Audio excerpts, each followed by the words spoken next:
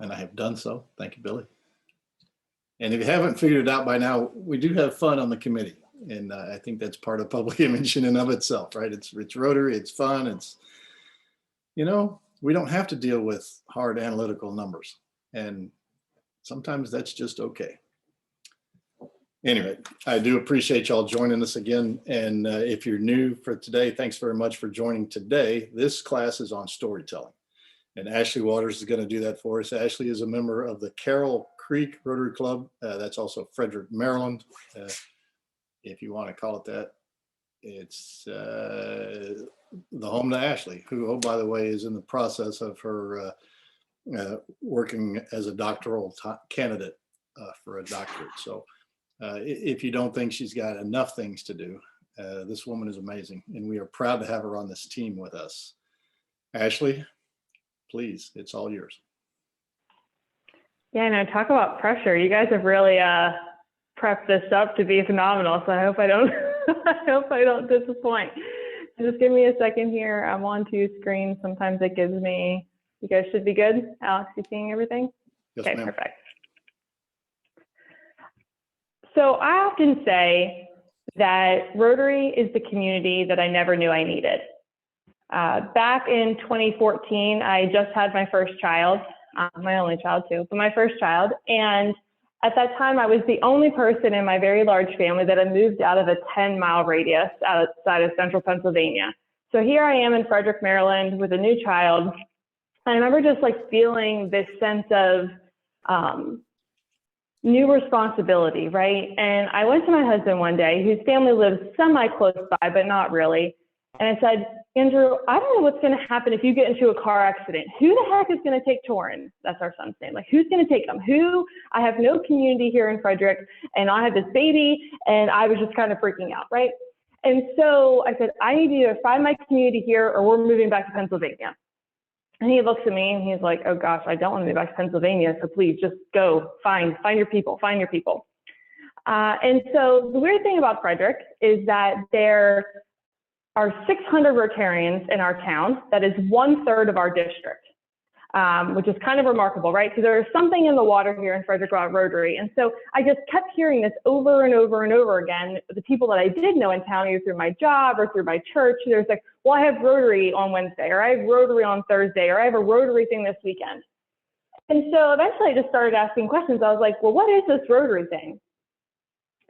You know, fast forward, I've been a Rotarian for about 6 years. And now, in addition to what I say, finding my people, I also have about 20 people on my phone that I would trust my son with in a heartbeat. And as a person in a community, to me, that is why I describe Rotary as the community I didn't know I needed.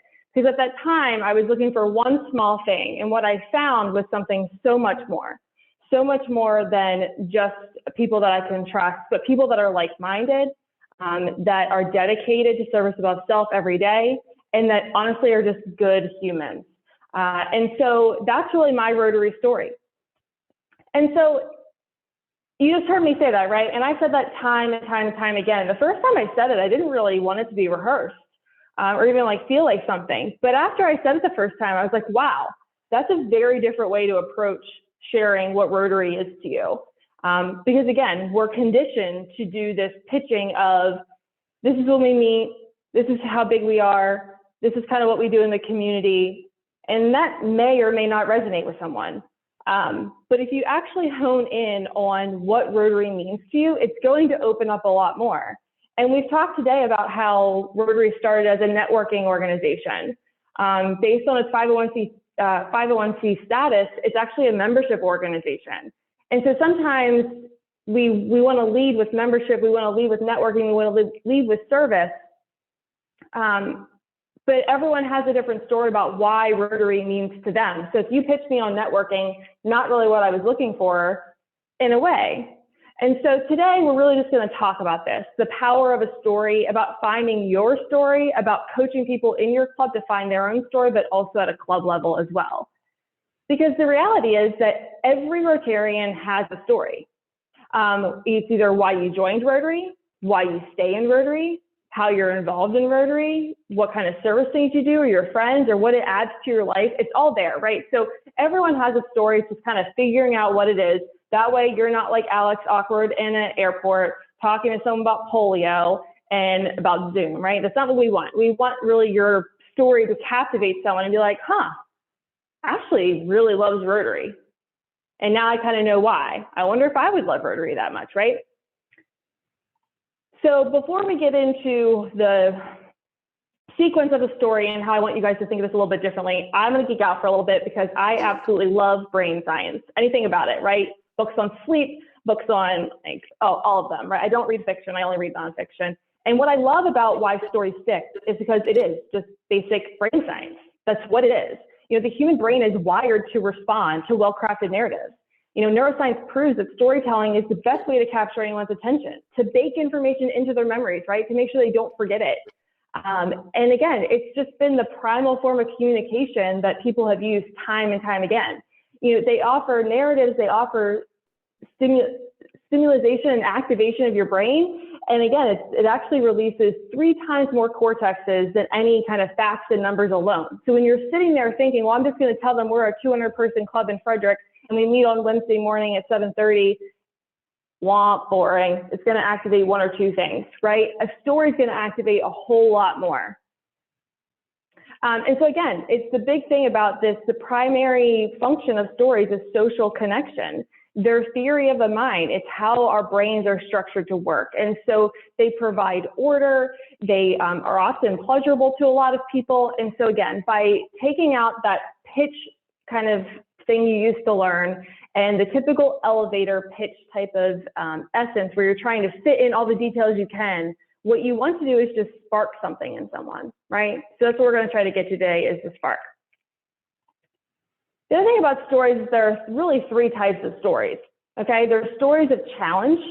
So you're faced with a series of difficulties that you need to overcome. There's story of connection, which I tend to think my story is a story of connection. And there's stories of ingenuity, people that are finding new ways to do things. The best part about thinking about Rotary in this context is that who here can think of a story that's a challenge, a story that's a connection, or a story of ingenuity of Rotary, right? This just screams Rotary from the top of your mind because we've all had challenges we've had to overcome with Rotary, right? Either personally or as a club in the community that we're trying to approach. Again, connection is huge in Rotary. And we're always trying to solve problems. We're trying to find the new ways to approach things. So in reality, any type of story you really can come up with is going to probably fall right into Rotary's lap. So let's talk about how you craft your Rotary story. So most people, I don't know if anyone by show of hands is familiar with the hero's journey. If you are in marketing or PR, you're going to hear more about the hero's journey, which is a severely long, complicated way that most stories and movies and everything end up being. If I told you we're going to sit down and we're going to go through a 12-step process of how you can formulate your Rotary story, I think I would lose about 95% of you, so we're not going to do that. But again, this is what you're going to see in a lot of places. This is the typical flow of a story. But again, we don't have that much time. We're not trying to produce a 3-hour movie. So there's really just this simplified approach of how you can create your Rotary story. First, you're going to start with a character. That character could be you. It could be someone in need in the community. It could be your club. It could be probably a lot of other things as well. But first you need to know, again, who's the character, give them details about that audience and establish what their goals are. So if you go back to my story, right, I started with the character of me. I gave you details about my family. I gave you details about how I was feeling, and I gave you details on what I was hoping to accomplish, right? I wanted to find my people and find my community. Next, you're gonna bring in that conflict or connection, right? So what's the issue? You know, my issue was the fact that I didn't feel like I had anyone. I couldn't take my service-minded self and find other people that wanted to do that with me. That I felt my son could grow up in that, you know, world of service as well. But again, this could look like poor nutrition, right? Access to information or food or healthcare in your community or abroad, access to water. A potential connection that's just not there yet because you need to finesse a few things to make sure you get connected. When you get through that and you kind of evolve, then you're going to take the action, right? And this is the really selling point. This is what did Rotary do to combat the villain in your story or to grow the connection you were hoping to grow? This is typically when you guys decide that as a club, you're going to do X, you're going to fund Y. And again, it just allows that action to be seen as a solution, which is what you want. Obviously, you want to end with the impact, which again, in my story was the fact that I now have 20 names in my phone that I would trust with my son's life. To me, that's true impact, that I get to do things on a regular basis with people that share my feelings about the world. That is impact. Maybe you ended up feeding 6,000 people that weekend. That is impact. Maybe you end up following your scholarship recipient through their story and you find out they got into grad school. That's impact. So making sure you understand what you did, don't stop there. What did it become? And then lastly, we were talking about this earlier, if you happen to be with us then, is this call to action. What exactly is the call to action? Are you trying to get them to join your club? That's what everyone kind of defaults to, right? Well, they should just join our club. Well, they should join maybe your club or another club or just learn more about Rotary. Again, maybe you're trying to sell someone and share a story around an event and you need a sponsor. Well, you're going to go through this approach, right, and explain why they should consider sponsoring your event. And at the end, that ask is going to be very different. Maybe it's going to be to attend a service project for you. Your call to action could be a lot of different things, and you can name it and use whatever phraseology you like. But at the end of it, you need to make sure you move forward and actually just make the ask. Okay? So again, I think when you're deciding on your story, you may have 10 different iterations of story. Your club is going to have a bunch of different stories, but you don't want to try to jam it all into one thing, right? So when you're talking about your story, think about who your audience is, figure out what story is going to work best for them, and then allow them to grow and thrive in that story. By trying to describe everything your club does in 2 minutes, they're not going to find or see any passion behind it. If they're really interested in the environmental work of Rotary, highlight a story about that. If they're really interested in serving abroad and the work we do abroad, then highlight that and make sure your club has a story about that. Personally, you may not have to have all those stories, but your club certainly can. So it's just finding the right balance. And so, again, I think the biggest thing around this as well is that this is your story, especially if you're talking about your story as a Rotarian. Get personal. Think about your unique point of view. You do not need to regurgitate Rotary's vision statement. I'm going to repeat that. You do not need to regurgitate Rotary's vision statement. You know why? Because it's scripted. It's meant for written things. It's not meant for me to engage you on why I love Rotary. When I read it, I'm like, oh, that's a really good way to say that, yeah. But it doesn't excite passion in me, okay? So I think it's really important to make sure that you use your own personal voice and you sound like yourself, because it really does make it more authentic for you and for whoever you're talking about. So I don't know if anyone has a piece of paper in front of them. I'm an activity person. There's no way to fill 45 minutes without an activity, but I really do want us to start thinking about what this is going to look like. So I'm going to pop this up on the screen. I'm also a big logic model person, and so this may look familiar for anyone who does logic modeling, but I want you to think of one thing either from your personal Rotary story or from your club. And I want you to take that simplified approach, and we're going to do it once here today. But then after today, I want you to do this over and over and over when you feel something that excited you about your club that you want to be able to share with people beyond, okay? So I'm going to give you guys a few minutes. I want you to think of which character you're going to do, right? Are you going to do you as a person? Are you going to do your club as a whole? Are you going to do someone that's in need in your community? Again, find that conflict or connection opportunity. What action, impact, and then what's your ask at the end, or what are you really trying to motivate and move, okay? So you can do it in boxes, you can do it however you want, but I want you guys to take some time and do that.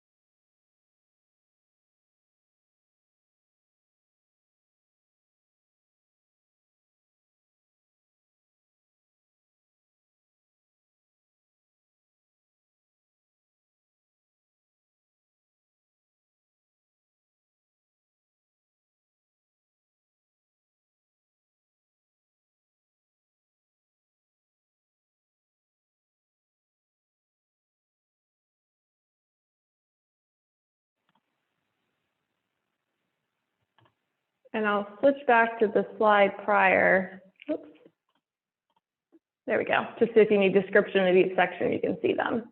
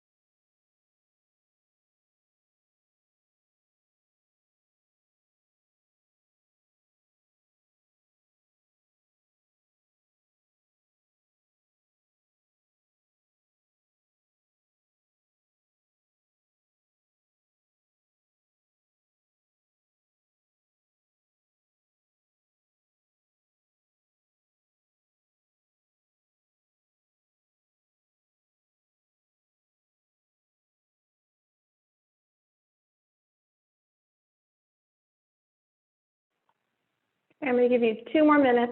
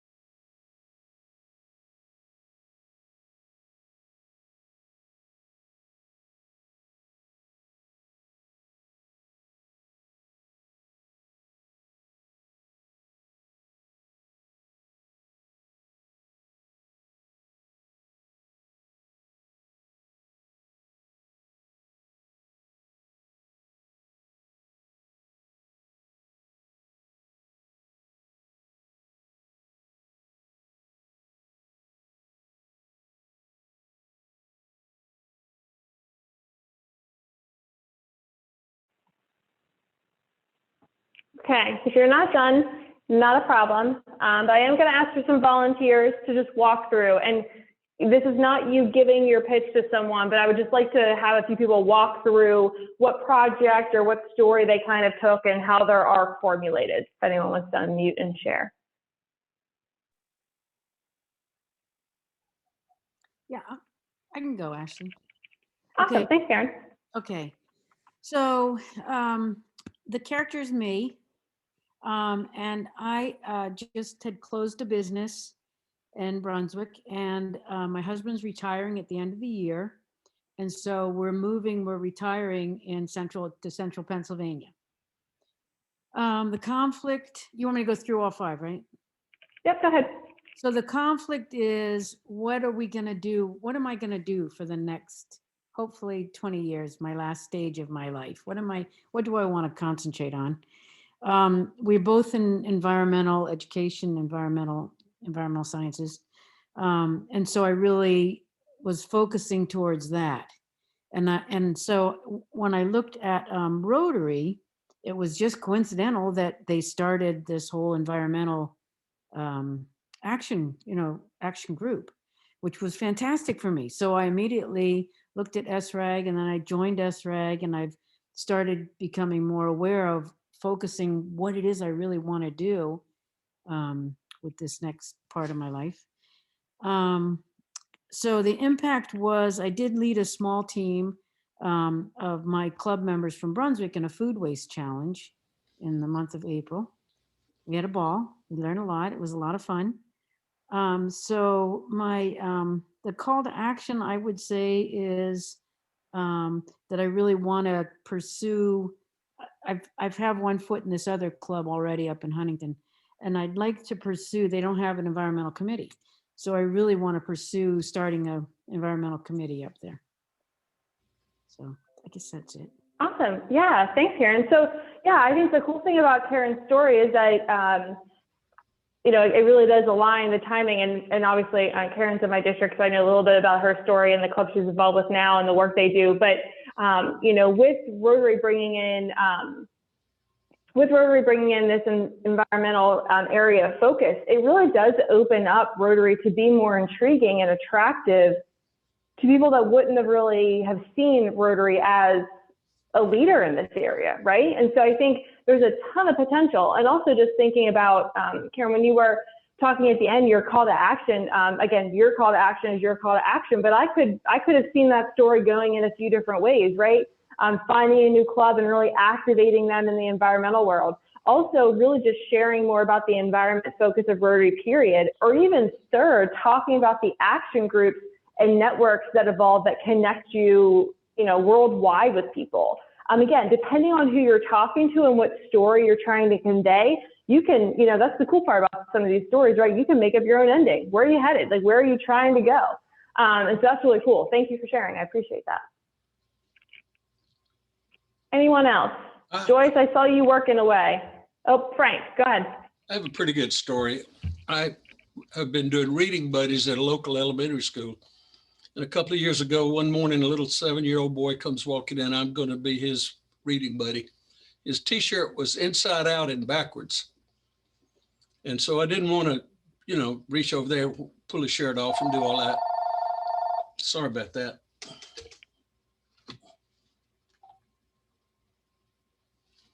So I asked the librarian to help him. He changed his shirt. He came back over. He had picked out a book. He could not read the very first word in the book. Had no ability to read. He's a second grader. So fast forward, I've come back about a year later, and there he is, same little fella. His shirt's on right this time. Hair was combed, and he was able to read, but not at the third grade level. He was still struggling, but he could read. And so the call to action for me is that in South Carolina, 64% of fourth graders cannot read to grade level.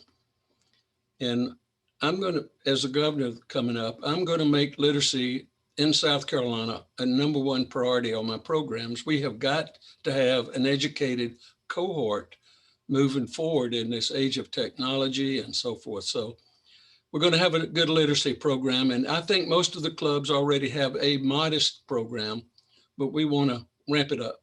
So that's my story. Yeah, absolutely. Thanks, Frank, for sharing. So, you know, you have this character, this child, and you can see them not getting the resources they need. So what are you going to do? You're going to bring your club in and your district in to really start working on this. The cool thing is that you may not be able to see the impact yet, but hopefully in a year, you'll be able to report back. So whether you're asking for people to help fund your project or join the project, again, I think you're going to have a lot to work with there. And the other kind of the thread that goes through that that's really important to Rotary right now is equity, right? When you think of a lot of things like literacy, it comes down to equity and access to resources. And so again, I think you can weave a lot into a story around that, where literacy may be the main focus, but there's a lot of these underlying threads that you're pulling out just by telling the story the way you do. Thanks, Frank.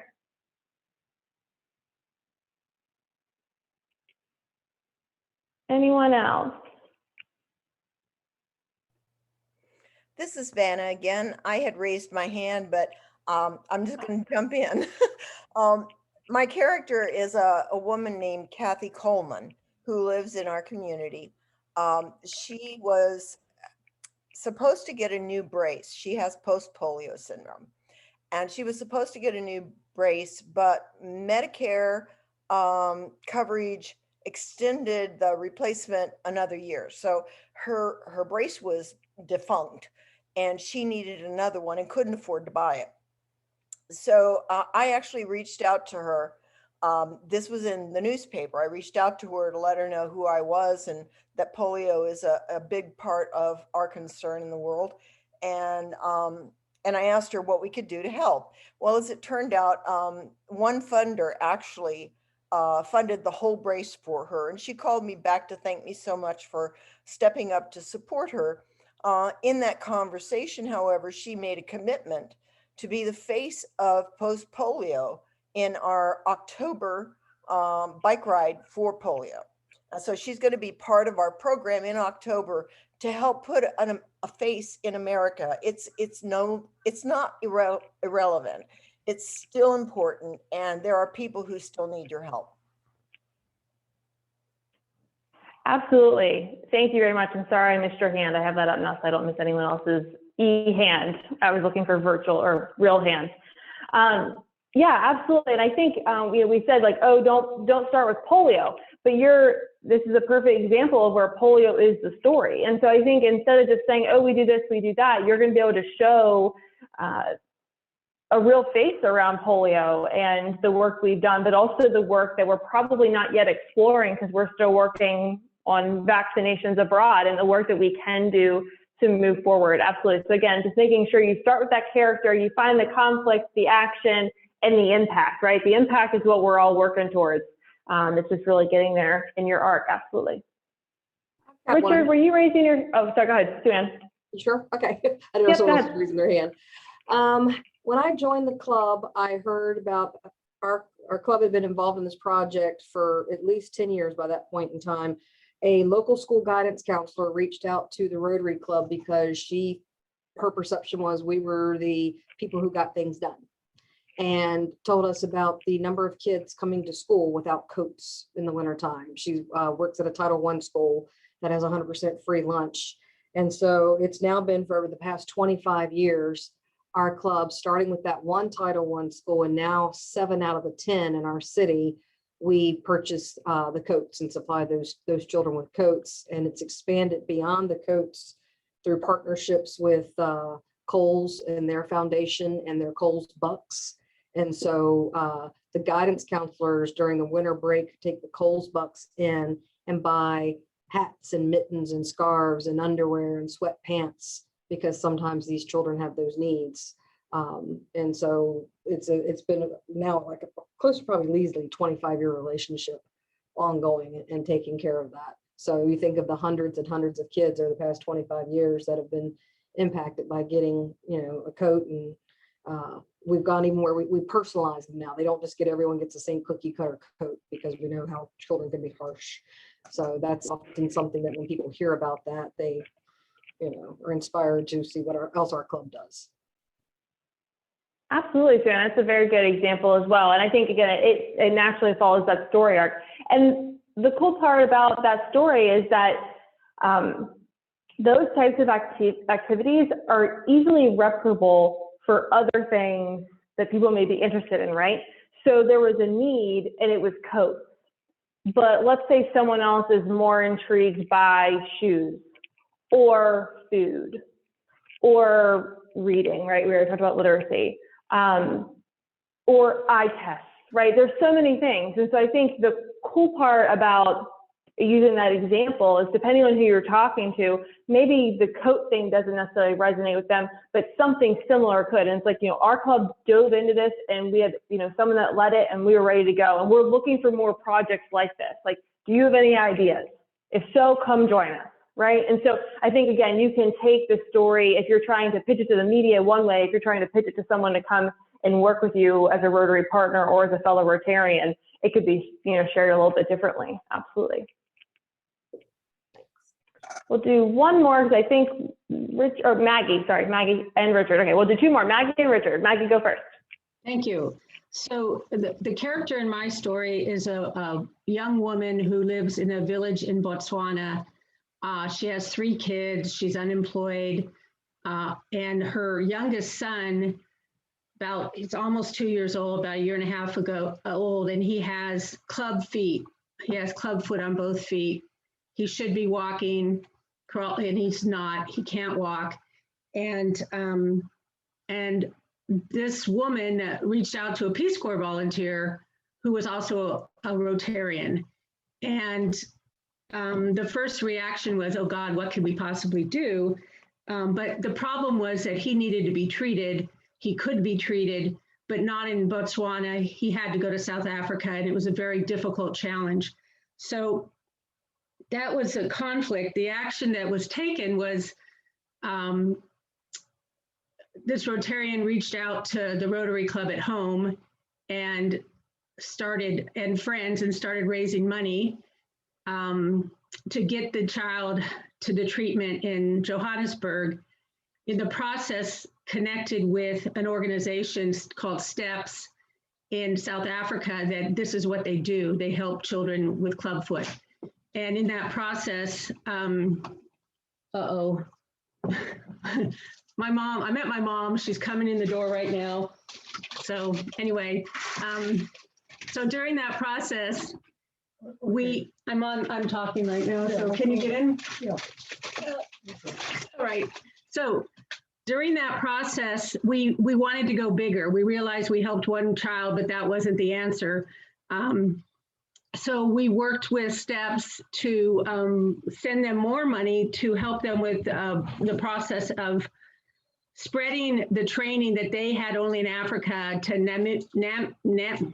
Nambia and Botswana, and also one other, Zambia, I think, so that they could go out and train people how to do this treatment in those communities, so people did not have to leave their country and travel far distances for a treatment that is life-changing. People who can't walk in Africa are at a very great disadvantage. So that's the kind of thing Rotary can do together. I mean, this Rotarian was out there in a tiny village as a Peace Corps volunteer, but was able to reach out to the Rotary community around the world and other places, not just back here, but and it made a huge difference. So that's the story of Catherine.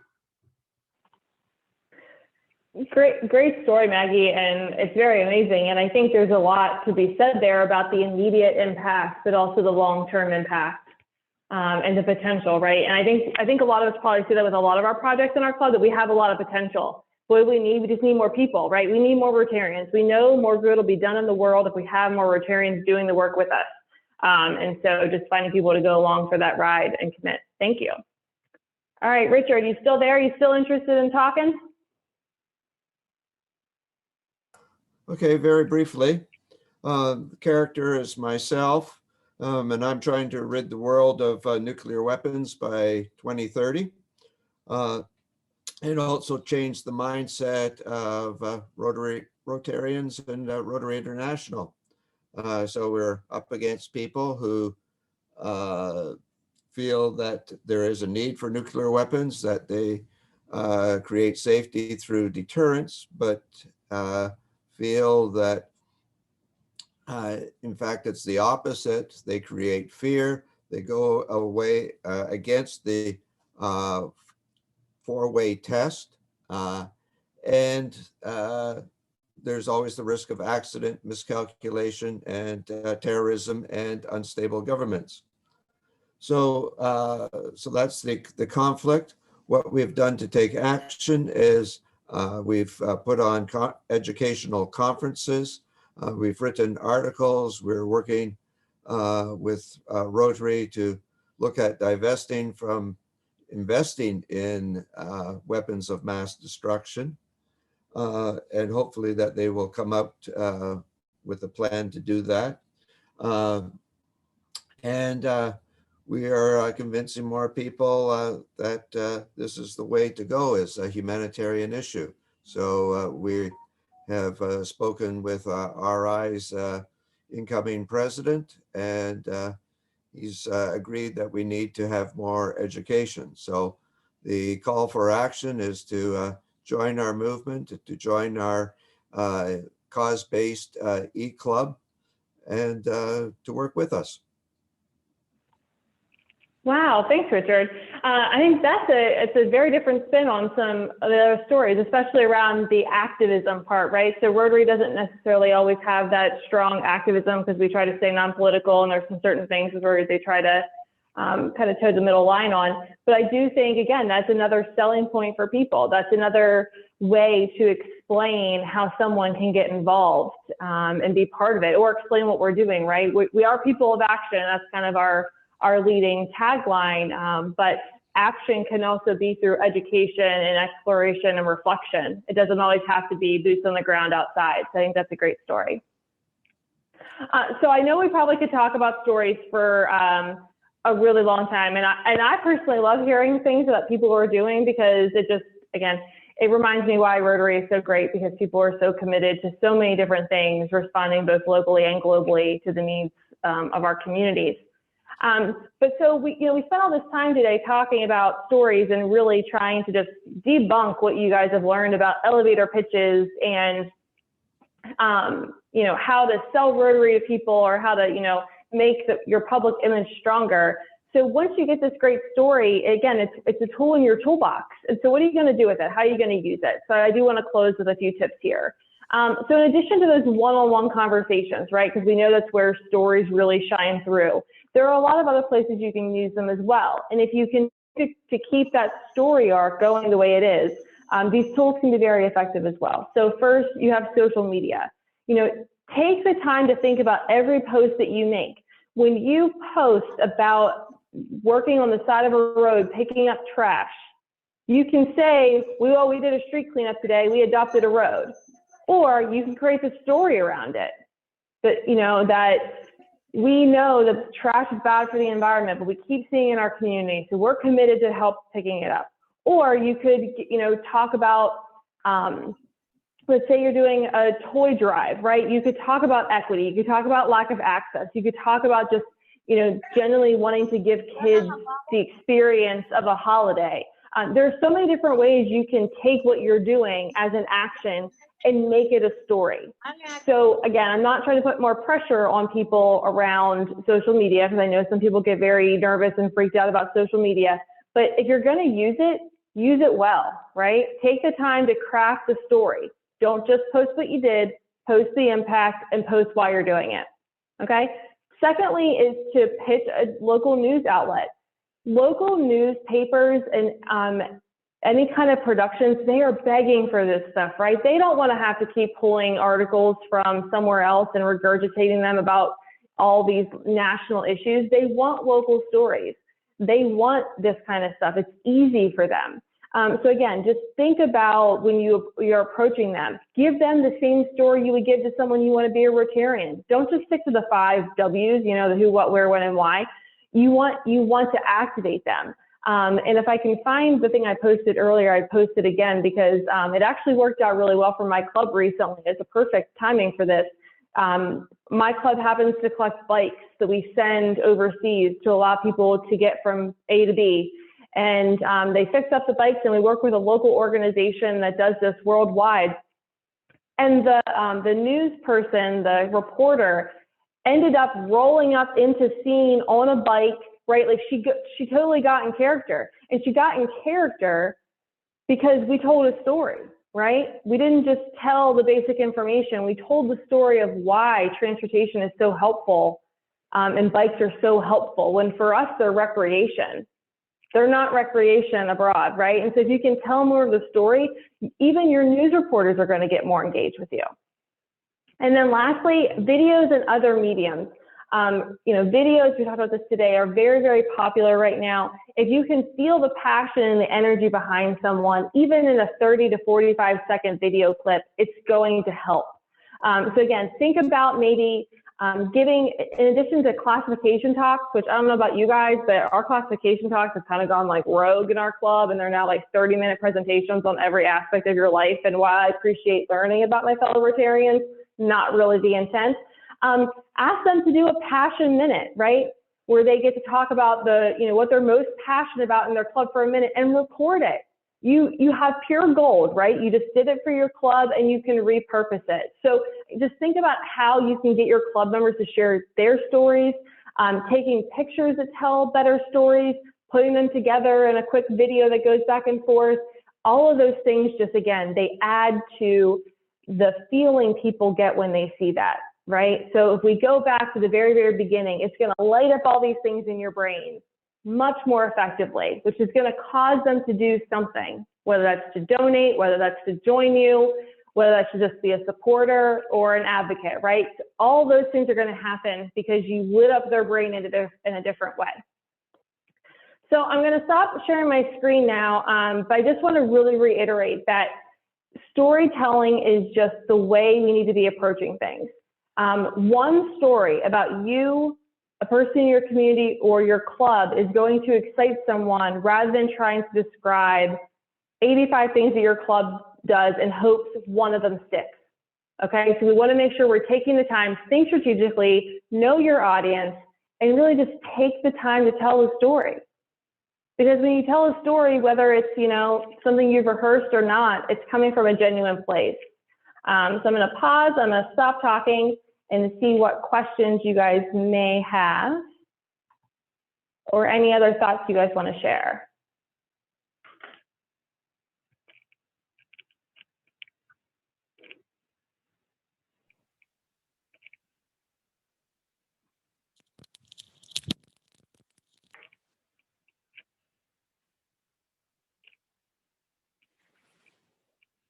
Does anyone feel like there are more? Oh, go ahead, Joyce, sorry. I do have a question. As DGN and we're starting to come back to life again, I'm starting to be asked to speak to clubs. And the biggest challenge that I have been finding is when they say, oh, just talk about anything you want to. It's like, here's the whole world, you know, and the Rotary world is this big and I don't know them yet. That's part of the issue. I kind of missed my year of being able to run around to the club visits as DGN and so forth. So I try to get them to narrow it down a little bit, but when somebody gives you something that broad, what do you do? What do you do? Well, I think, you know, it's up to you. I would say find something that you can target and stick to. You know, when our RTDs come to my club, they always talk about their goals. And sometimes it's just like womp, womp, womp, womp. It's like new person, new goal. Don't get me on that train. Continuity of like vision for districts is like high on my list of irritations, and I won't digress into that. But I think it's important to just be you, right? And so you're the leader of the district for this year, and you likely have been, you know, will continue to be a leader for your district. Use the time to whatever you want to sell. You know, do you need your clubs to do something to move something forward? Then make it about that. If you want to tell your story about Rotary, then do that. But again, I think you're going to have some kind of arc, or else even if your story is a 45-minute presentation or a 25-minute presentation to a club, it still has to have that arc to excite and to engage them.